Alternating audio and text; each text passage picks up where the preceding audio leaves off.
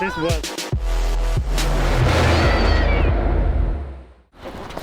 Hi Leute, willkommen zurück zum Kanal. Wir sind heute in Parndorf, das ist in der Nähe von Wien in Österreich. Und wieder auf Deutsch, ich weiß, das mögt ihr gar nicht, aber ich werde dieses Mal im Vergleich zum letzten Video vom N9 Untertitel hinzufügen und ich hoffe, das klappt, sodass auch jeder versteht, was ich hier zu sagen habe, weil es ist ziemlich wichtig, interessant und ich bin mir sicher, das wird euch gefallen. Kommt mal mit, ich habe euch zum Zeigen.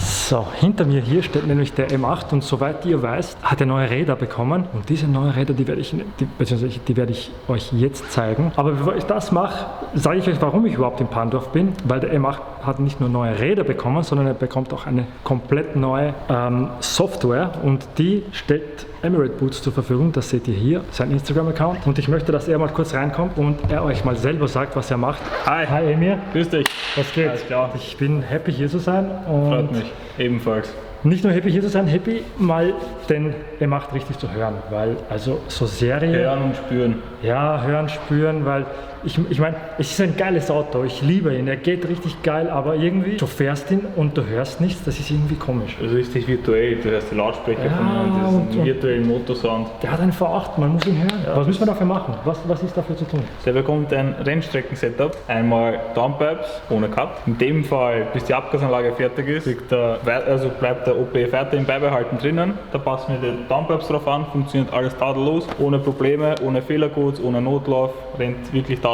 Wir haben das Auto original gelockt, da der Herr Sepp sehr oft und sehr viel unterwegs ist in verschiedenen Ländern und bekanntlicherweise auch in verschiedenen Ländern der Sprit echt kacke ist und jetzt auch ein Kacksprit drin ist. Ja, es ist leider so, bei uns gibt es halt keinen besseren Sprit. Ich versuche ja den besten zu tanken, das ist auch immer der Fall, aber leider ist halt der Sprit bei uns einfach qualitativ minderwertig. BM 98, so nach den Loks, ich habe ja schon ein paar Dinge davon gemacht, es sah es schwer danach aus, dass es wie 95 hier in Österreich ist. Daraufhin kriegt er wirklich eine safe Abstimmung mit Downpipes. Das wird jetzt nicht die maximale Leistung haben, aber eine Leistung, die er immer abrufen kann. Egal ob Rennstrecke, Driften, Videos drehen, Autobahn, Rennen fahren, egal was er macht, das wird immer funktionieren, egal mit welchem Sprit. Und das zeigen wir euch dann im Büro. Ja, ich bin halt immer unterwegs und ich mache ganz viele Kilometer. Ich habe zum Beispiel mit dem Lambo schon ganze 52.000 Kilometer und ich möchte es halt sicher haben. Ich möchte nicht irgendwo mitten in der Pampa stehen bleiben, abgeschleppt werden zu müssen und stundenlang warten zu müssen und darum diese Safe-Version her. Genau. Dass er sich geil anhört, richtig Bums hat, viel mehr Bums als er jetzt schon hat, obwohl es so richtig mega viel Bums hat. So ein Auto, er sieht halt wie ein Monster aus und der muss halt wie ein Monster klingen. Wie ein Staubsauger, das klingt wirklich wie ein Staubsauger. Das könnte man mit einem Golf 7 vergleichen, 1.4 TSI. So ungefähr, das ist traurig, aber wahr und das ist halt ein V8 und der ist halt wie kastriert. Aber bevor wir das machen, wie gesagt, ich habe euch versprochen, dass ich euch den neuen Felgen zeige und das machen wir jetzt. Der Philipp, der hat nämlich was ganz Geniales geschnitten und ich finde, es ist echt wert, das zu sehen. Und Philipp, seinen Account findet ihr auch hier und in der Beschreibung und ja, genießt einfach, vergisst den ganzen anderen Scheiß, weil das ist jetzt richtig krank. Don't fuck with me, bitch. Don't fuck with me, bitch. Don't fuck with me, bitch. Don't fuck with me, bitch. Don't fuck with me.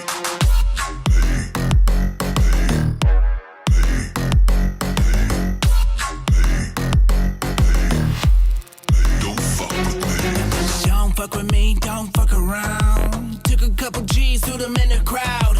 Hookers on the street, pretty women now. Who's allowed, screaming loud? Not a single motherfucker down to fuck with. Don't fuck with me. I've been willing and killing. I ain't the one for your feelings. I think you keep the wrong company. In my cup of tea, spill it, bitch. Think before you fucking speak, say. Don't fuck with me, bitch. Don't fuck with me, bitch. Wow, also ich habe es wirklich genial gefunden und ich hoffe, es hat euch gefallen. Gut, also was ist jetzt der Plan? Was machen wir? Was passiert als nächstes? So, das erste ist Eingangsmessung, Eingangslog mit deren Software und Hardware, Halbserie, da ist schon was verbaut, genau. Nämlich die Venturi. Wir haben ein Venturi-Kit verbaut, das soll einfach, erklärst du kennst dich da besser aus. Das können wir gleich erklären, können wir auch gleich herzeigen. Da sieht man auch. Wir wollten das eigentlich genial machen, dass er reinläuft und wir sind ganz cool, auf einmal geht die Motorhaube auf. Und das Auto ist zugesperrt. Genau. So, genauso wie die Abgase raus müssen, muss auch die Luft rein. Wir haben da eine Venturi drinnen mit Luftleitblechen da vorne. schön aus Carbon, auch optisch wunderschön. Also wir haben ungelogen sicher an das Doppelte an Luftvolumen, was da reinkommt. Daraufhin, wir haben also Hauptstimmen. Das ist gut für die Performance. Genau, Sieht und nicht soundtechnisch gut mega.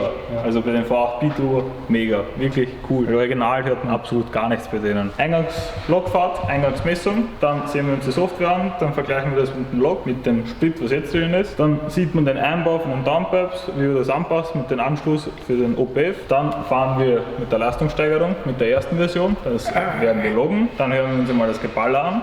Das werden wir dann auch einstellen individuell. Meine Nachbarn, Alter. Ich habe eine neue Wohnung und da sind so ganz liebe Leute drinnen, eher ältere, die werden mich lieben. Wir gehen jetzt einmal rüber ins Büro und dann sehen wir Fakten schwarz auf weiß. Bam.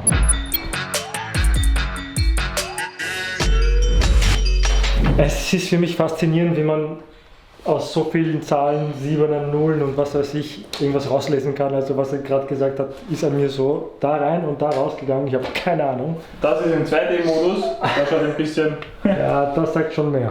Ja. Das ist schon ein bisschen deutlich heavier. Da sehe ich viel. Jetzt sind wir in den Logs. Da können wir uns aussuchen. Wir haben alle Daten aufgenommen. Hier können wir uns aussuchen, die Grunddaten, was wir brauchen. Das war original. Das ist der dritte Gang, das ist ein kleiner Einbruch vom Schalten. Das war der vierte Gang, kurzzeitig. Hier sehen wir das, was wir vorhin angesprochen haben, was ich da auch erklärt habe. Hier sehen wir die Zündung von 1 bis 4 von den Zylinder. Dann sehen wir die Unterschiede. 10, 12,6, 9, 11 Grad. Dann gibt es Unterschiede 9,6, 11, 6 Grad, 9 Grad. Genau, du hast gemeint, es dürfte nicht weniger, also nicht mehr als 3 Grad Unterschied geben zwischen den Zylindern. Genau, das heißt, wenn er 11 hat, dann kann das nicht sein, also wenn Zylinder 2 11, dann dürfte das nicht sein, dass Zylinder 3 6,7 hat. Das ist weit über 3 Grad. Genau, da sehen wir das beste Beispiel. Hier haben wir 12,7, 14,9, 10,2, 12,7. Da geht es noch so halbwegs, aber da gibt es auch Einbrüche. Da haben wir den Spitzenwert erreicht, das 16. Das sehen wir bei 6300, 6400, 16 Grad, 12 Grad, 15 Grad. 14,2. Diese Unterschiede, man sieht, dass der Motor hart am Regeln ist. Man sieht, dass der Sprit wirklich suboptimal für den Motor ist. Aber, was wir auch gesehen haben, wirklich, das ist eine Punktlandung wie Faust aufs Auge. Trotz schlechtem Sprit haben wir genau die Leistungsangabe. 625,6 PS und 800,6 Newtonmeter. Normalerweise streuen diese Modelle immer nach oben. Und da haben wir gesehen, mit den suboptimalen Bedingungen, dass es wirklich hinhaut. Also nur, dass ihr das versteht, es geht hier um den Sprit. Leider ist es in Rumänien halt so, dass bessere Sprit, nämlich 98 Oktan, so quasi dem 95 Oktan hier in Österreich entspricht. Man zahlt zwar mehr, aber man bekommt dieselbe Qualität, weil sie, keine Ahnung warum, es ist der Sprit einfach schlecht. Und hier, obwohl wir schlechten Sprit haben, haben wir genau die Werte, die BMW für dieses Fahrzeug angibt. Punktlandung. 625 PS, Punktlandung ins Schwarz. Das heißt, das Fahrzeug ist so programmiert, dass er sich auf die Qualität des Sprits einstellt und je nachdem, wie die ist, eben mehr oder weniger gut performt und die Leistung bringt. Genau. Das ist halt geil. Und das ist halt geil an Emir und warum ich mir das ausgesucht habe, weil er verwendet nicht eine Standardsoftware für jeden x-beliebigen M8, sofern man davon sprechen kann. Was machst du? Du machst eine Custom-Version. Genau, ich fahre mit dem Auto, egal wie viele Kilometer, das Auto 2000 Kilometer. Ja. Ich fahre trotzdem mit dem Auto und viele Tuner, also allgemein geht man normalerweise davon hinaus, dass das Auto tadellos rennt, dass die Loks passen, dass auch so, wie man sieht, auch die Leistungskurve, die Drehmomentkurve, wir haben bis 6.500, haben wir weit über 700 Newtonmeter. Das ist das. Also die Leistung ist vorhanden und das passt auch alles, aber trotzdem ist es wichtig, dass der Motor sauber rennt, dass die Loks passen, dass der nicht hart zurückregelt. Da sehen wir auch Überschwinger, das habe ich mir vorhin auch etwas alleine schon angeguckt, da sehen wir auch Überschwinger vom Ladedruck. Wir haben teilweise da Anforderungen 1,559 Bar und erreichen nur 1,467 Bar. Dieser Regler von Zündung und Ladedruck, dass das wirklich tadellos hinhaut. Und das ist das Ziel. Wir gehen ins Maximale mit der Leistung, klar kann man mit perfekten Sprit, mit perfekten Voraussetzungen jenseits von 800 PS fahren. Das brauchen wir nicht, können wir machen, aber Ziel ist, dass man das Auto immer wirklich Vollgas fahren kann, ohne Kopfschmerzen.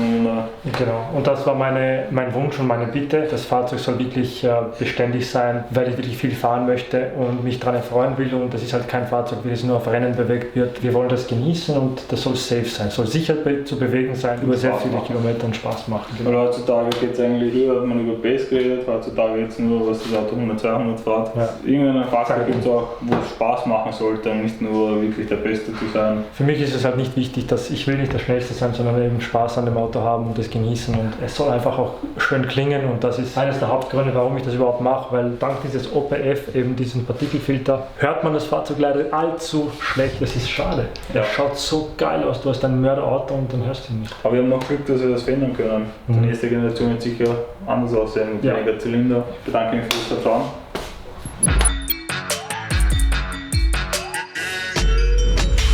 Wow, das ist OP am offenen Herzen. Wir haben hier den M8. Eine Downpipe hast du schon raus. Eine Downpipe ist raus, die zweite kommt jetzt gleich raus. Also da ist nur eine Schraube oder zwei Schrauben noch befestigt. Und dann sind die Vorcuts draußen. Komm, erklär du. Schau. Den haben wir da. Er ist der Chief Master, der arbeitet gerade am M8. Und was machst du gerade? Am besten. Also wir haben jetzt dann die ganzen Hitzeschutzbleche entfernt vom M8. Und er war noch warm, weil wir sind ein bisschen vorher gefahren, um ein paar Bilder zu machen. Und das ist noch richtig heiß gewesen, oder? Genau, also zwischen die Bänke staut sich die Temperatur extrem, dass auch wenn das Auto ein paar Stunden schon gestanden ist, ist das da immer noch extrem heiß, also auf jeden Fall Handschuhe. Aber du hast gemeint, du hast einen Trick. Für die Extremfälle gibt es quasi so Tücher, die macht man nass, die sind nicht klatschnass, die sind halt ganz leicht feucht, die legt man über die Cuts, über die Röhre drüber und dann kühlt das schneller ab und da gibt es dann noch einen Trick, da kann man dann mit der Pressluft noch mal drauf und dann ist das eiskalt. Cool, vielen Dank. Bitte. Ja, das war's. Also im Prinzip, ich werde mich jetzt aus dem Staub machen und die Jungs arbeiten hier weiter. Und was dann passiert, seht ihr auf jeden Fall jetzt.